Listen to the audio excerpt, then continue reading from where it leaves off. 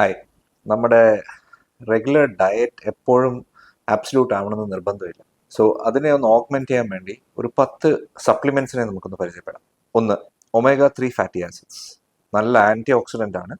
Helps with you heart and brain ഫംഗ്ഷനും നല്ലതാണ്. Anti inflammatory പ്രോപ്പർട്ടീസും ഉണ്ട്. പിന്നെ വൈറ്റമിൻ ഡി നമുക്കെല്ലാം അറിയാം, ബോൺ സ്ട്രെങ്ത്തിന് നല്ലതാണ്, മസിൽ സ്ട്രെങ്ത്തിന് നല്ലതാണ്. Vitamin C anti ageing properties ഉണ്ട്. ആന്റി ഏജിങ് വൈറ്റമിൻ എന്നാണ് അറിയപ്പെടുന്നത് ഈ വൈറ്റമിൻ സി.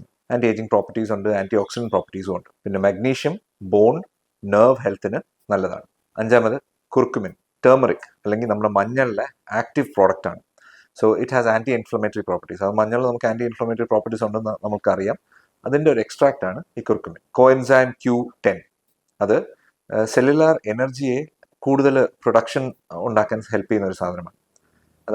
അതിൻ്റേത് തന്നെ ലോഞ്ചിവിറ്റിയും ഹെൽപ്പ് ചെയ്യുന്നുണ്ട്. പിന്നെ vitamin E, again anti inflammatory പ്രോപ്പർട്ടീസും anti oxidant, mainly anti oxidant properties ഉള്ളതാണ്.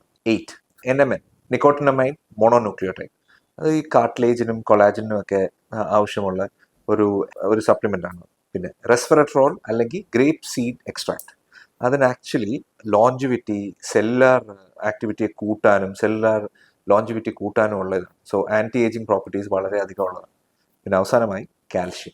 റെഗുലർലി നമ്മളെല്ലാം യൂസ് ചെയ്യുന്നതാണ്. ബോൺ സ്ട്രെങ്ത്തിനും നെർവ് സ്ട്രെങ്ത്തിനും എല്ലാത്തിനും ഉള്ളത്. ഇതിലെ മെയിൻ ആയിട്ട് അറിയേണ്ട കാര്യം എന്ന് വെച്ച് കഴിഞ്ഞാൽ, എല്ലാവർക്കും ഇത് വേണം, ഈ സപ്ലിമെന്റ്സ് എല്ലാം യൂസ് ചെയ്യാൻ പറ്റുമെന്നും വരില്ല, ചിലപ്പോൾ ആവശ്യവും ഉണ്ടാവില്ല. ഒരു ഡോക്ടറിനെ പ്രോപ്പറായിട്ട് കൺസൾട്ട് ചെയ്തതിന് ശേഷമേ നിങ്ങൾക്ക് പറ്റുന്ന രീതിയിലുള്ള കസ്റ്റമൈസ്ഡ് ആയിട്ടുള്ളൊരു പ്ലാൻ എടുക്കാൻ പാടുള്ളൂ. പിന്നെ ഇതിൽ മാത്രം ഡിപ്പെൻഡ് ചെയ്യേണ്ട, ഡയറ്റിൽ whole foods like whole grains, fruits, vegetables എല്ലാം കൂടി മിക്സ് ചെയ്തിട്ട് ഡയറ്റും കൂടി എടുക്കാൻ നോക്കും.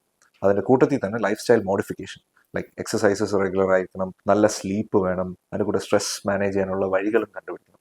ഇതെല്ലാം കൂടി കൊണ്ടുപോയാൽ മാത്രമേ നമുക്കൊരു ഹെൽത്തി ഏജിങ് വരുത്താൻ പറ്റും. നമ്മുടെ ഓൾഡ് ഏജിനെ അല്ലെങ്കിൽ നമ്മൾ ഓൾഡ് ഏജിലേക്ക് പോകുന്നതിനെ നമുക്കൊരു പരിധി വരെ പ്രിവെൻറ്റ് ചെയ്യാനോ അല്ലെങ്കിൽ കൺട്രോൾ ചെയ്യാനോ പറ്റുള്ളൂ. Thank you.